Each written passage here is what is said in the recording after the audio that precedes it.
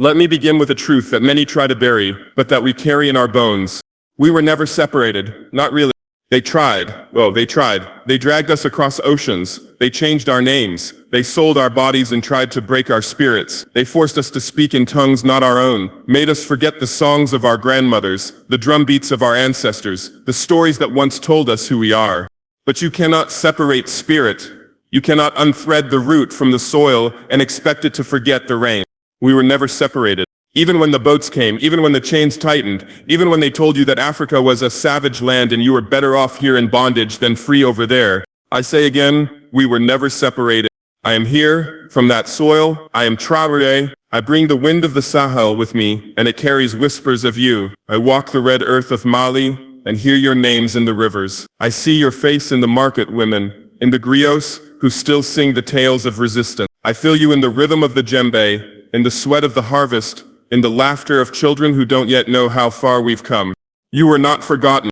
They told you we sold you. That's the story they gave you to divide us. But that lie was planted and fertilized and passed down like gospel. The truth is more tangled, more painful, and more human. Kingdoms fell for standing against the trade. Families were ripped apart on both shores. And some, yes, some among us were complicit. And for that I grieve. For that we must speak. But guilt is not heritage. Truth is, we were never separated.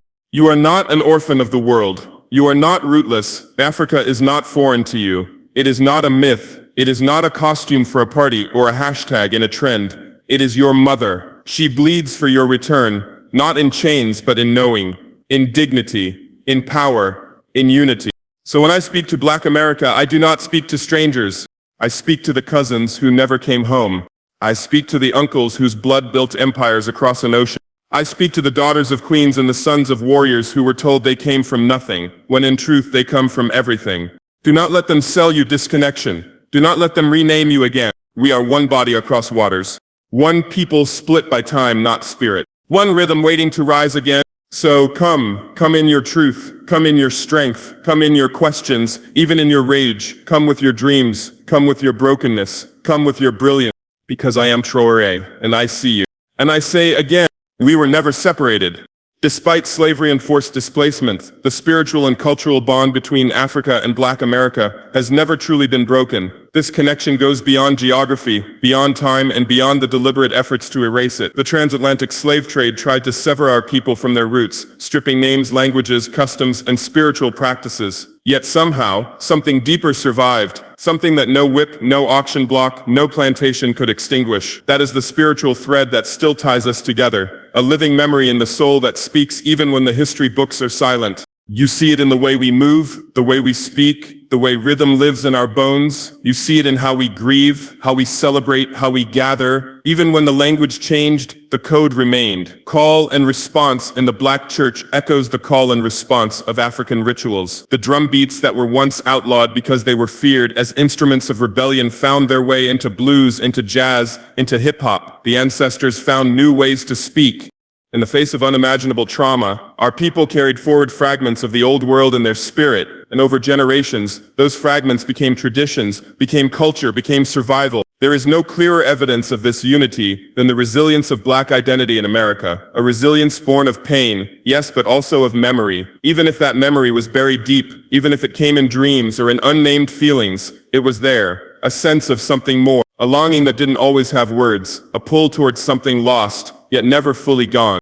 The spiritual bond is not just about religion or ritual, it is about recognition. It is when a Black American steps onto African soil and feels something familiar even if they've never been there before. It's when an elder in Senegal or Ghana sees an African American visitor and says, "Welcome home," without hesitation. That recognition is not political, it's not even historical, it is spiritual. It is soul knowing soul.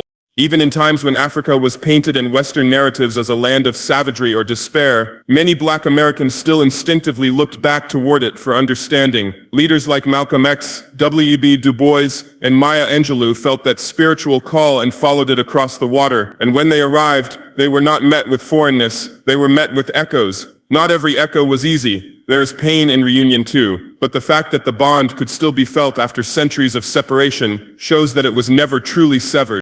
Culture, too, refuses to die. African proverbs live in Black American speech. African aesthetic lives in the way we dress, the way we wear our hair, the way we dance, African concepts of community, of resistance, of communal joy, they never left us. They may have changed form, adapted to the soil of America, but their roots remain African.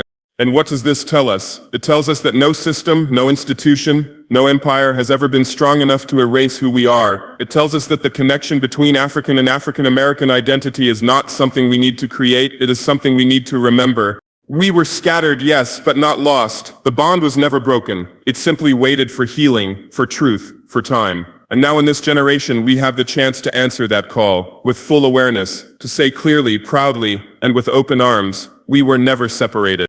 The narrative that Africans willingly sold their own people has been repeated so often that it's taken on the weight of truth in the minds of many. But this story, as it's commonly told, is a weapon crafted, sharpened, and used to drive a wedge between black people on both sides of the Atlantic. It is not only a distortion of history, but a deliberate strategy of division, because when people are divided, they are easier to control. When a people begin to believe that they cannot trust their own, the bond that sustains identity, solidarity, and healing is broken.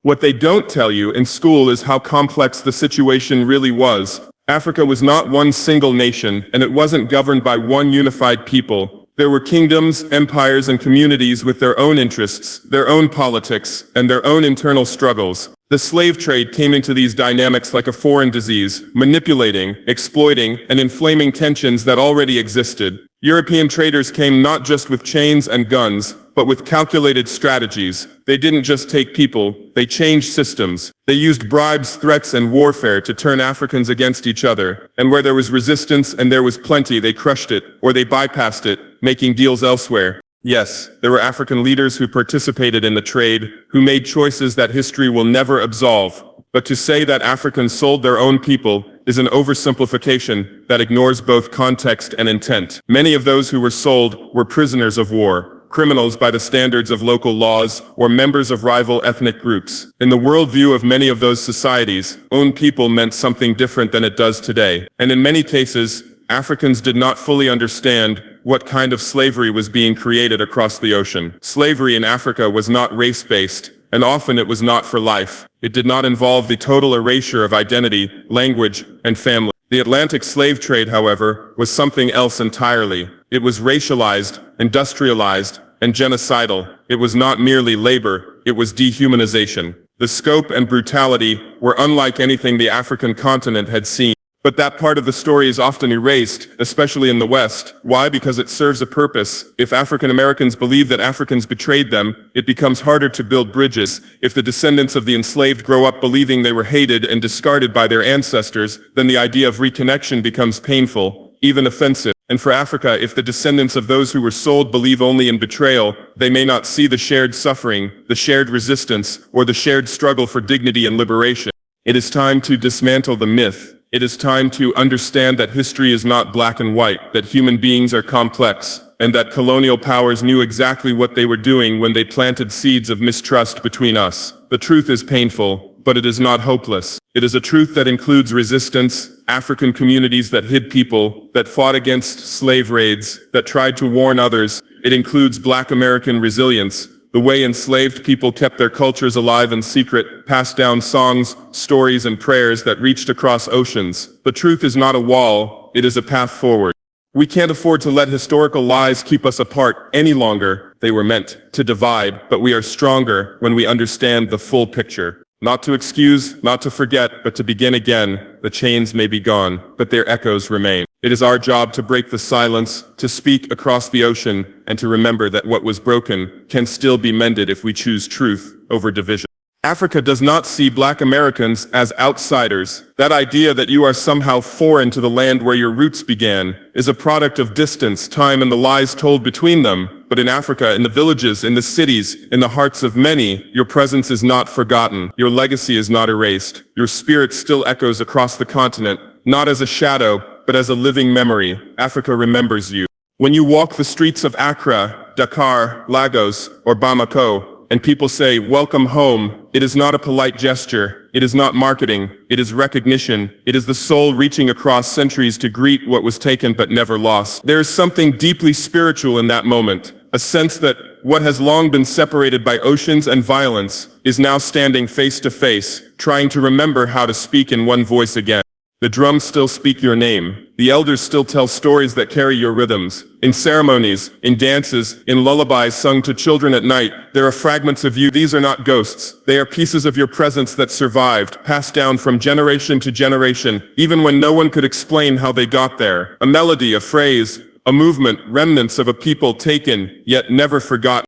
And in reverse, when you come to Africa, when Black Americans visit, when they ask questions, when they search for answers, there is a powerful moment of familiarity. You may not understand the language, you may not know the customs, but something resonates, something clicks. It is not just curiosity, it is memory. A memory older than your birth passed through your blood, and Africa feels it too. The idea that Black Americans are disconnected from Africa is a myth sustained by history written to benefit empires. Colonial powers and slave traders did everything in their power to destroy any chance of future reconnection. They renamed you, they erased your lineage, they told you Africa was a place of backwardness and misery so that you would never want to return, not even in thought. And yet you did. Again and again you reached back. You came in books, in poems, in dreams. You came in revolution, in solidarity, in love. You came searching for home, and Africa opened the door, because Africa never closed it.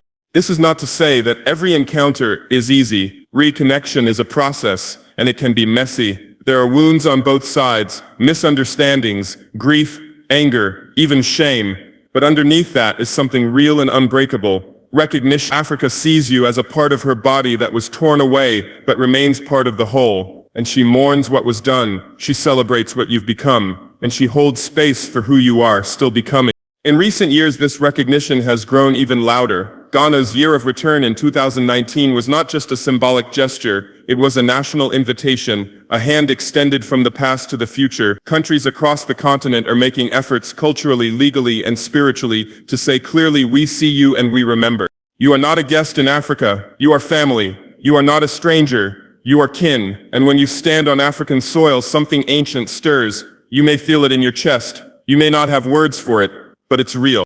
Africa remembers the stolen children. Africa recognizes their descendants. You have always been part of her story, and now that story is calling you to listen, to learn, to return not just in body but in spirit. Because no matter how far you've traveled, no matter how long you've been gone, Africa never forgot your name. Black Americans are not orphans. You are not rootless. Those centuries of violence, erasure, and dislocation were designed to strip away your connection to Africa. They failed. The truth is, you have deep, living roots, roots that stretch across the Atlantic and sink firmly into the soil of the African continent.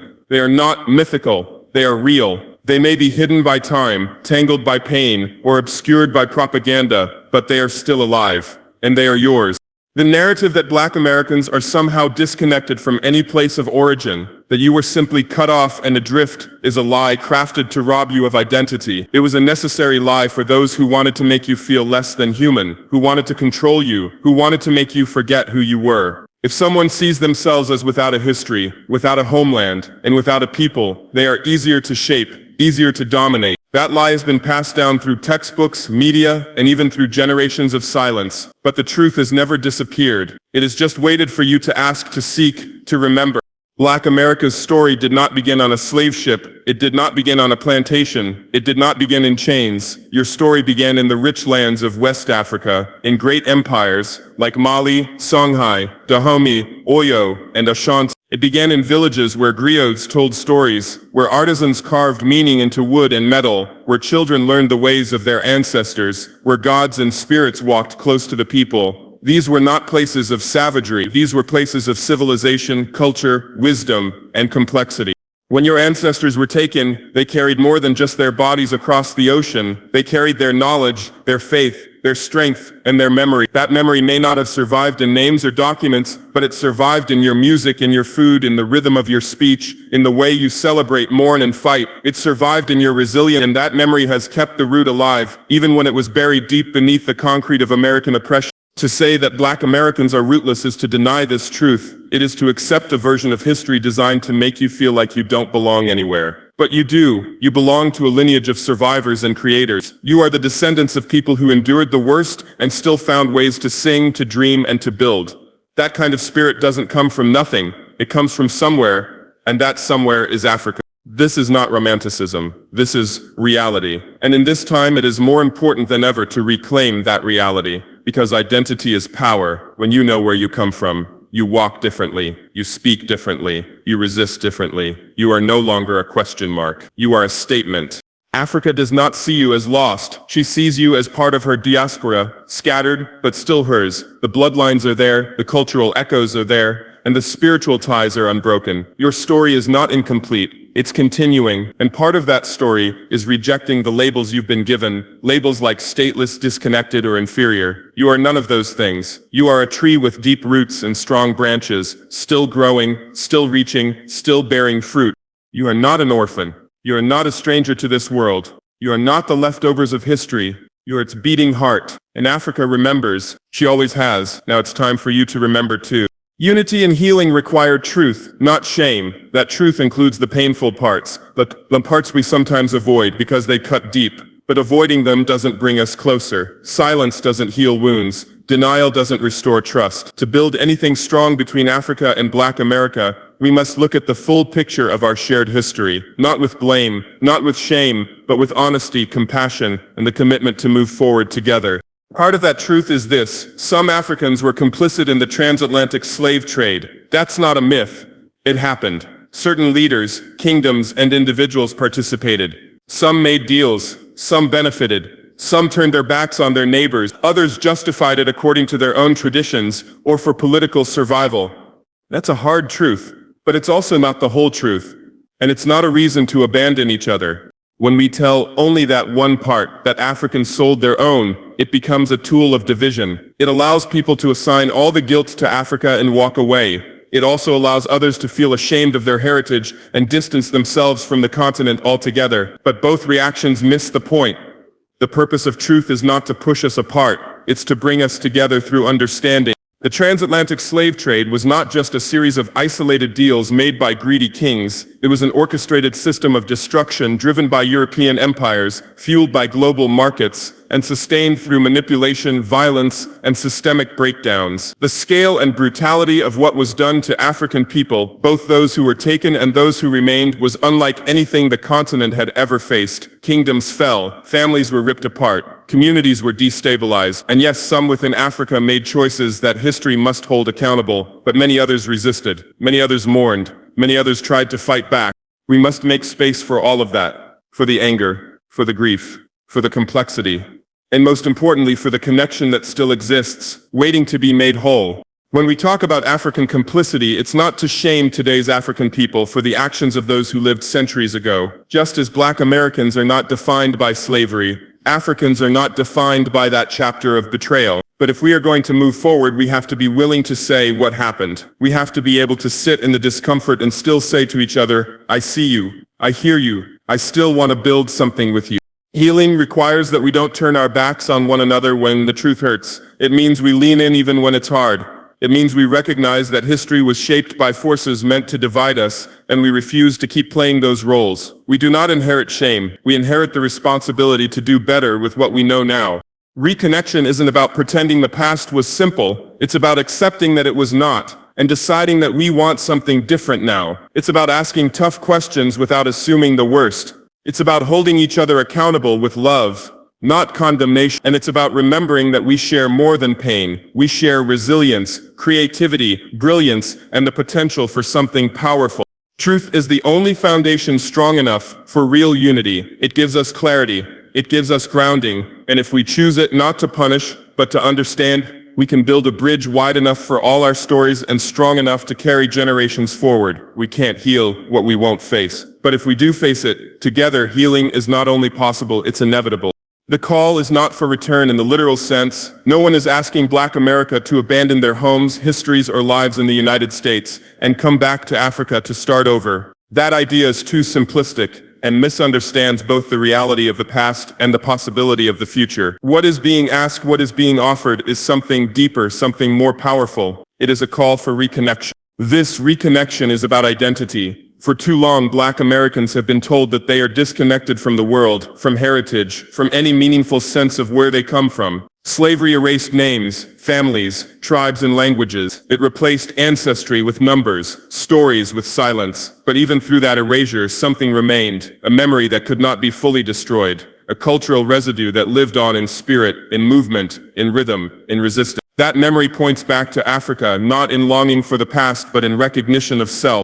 To reconnect is to affirm that you are not the product of brokenness, but of survival, that you are not a people without a land, but a people whose land was taken, whose paths were interrupted, but never fully erased. Reconnection means choosing to explore that history, to reclaim it, to understand how it lives in your body and your spirit today. It means no longer accepting the false identity handed down by oppressors, and instead walking toward the truth that was always yours. This reconnection is also about dignity. For centuries, Africa has been portrayed in Western narratives as poor, backward, uncivilized, a place to pity or fear, not to honor. And Black Americans, as descendants of Africans, have often been taught to internalize that shame. But Africa is not something to be ashamed of. It is not a scar. It is a source of culture, philosophy, leadership, innovation, and deep, ancient wisdom. When Black America reconnects with Africa, it is an act of reclaiming dignity, not just as individuals, but as a global community. To be in relationship with Africa is to undo centuries of lies that have said you are less than. It is to look at the continent with open eyes, not as a fantasy, not as a broken place, but as a living, breathing part of who you are and who you can become. It is to move with your head high, knowing you come from greatness, and that your struggle for justice in America is part of a global story of liberation. And more than identity and dignity, this reconnection is about power. When Black people across the diaspora recognize their shared origin and shared future, something shifts. There is strength in numbers, there is influence in unity, there is potential in a relationship, not based on charity or nostalgia, but on strategy and vision. Africa is rising, its economies are growing, its youth are leading, and its global relevance is undeniable. Black America too continues to lead movements, shift culture, and demand change. Imagine what becomes possible when those two forces align, not as strangers, but as kin. The call is for reconnection, not return. It is not about physically relocating to the continent. It is about mentally, spiritually, and politically linking arms with it. It is about collaboration, investment, cultural exchange, and mutual respect. It is about seeing each other, learning from each other, and healing with each other. This is not a journey backward. It's a movement forward, together, toward a shared destiny built not on pain, but on possibility, not on guilt, but on growth. Reconnection is not about forgetting where you are. It's about remembering who you are and who you've always been.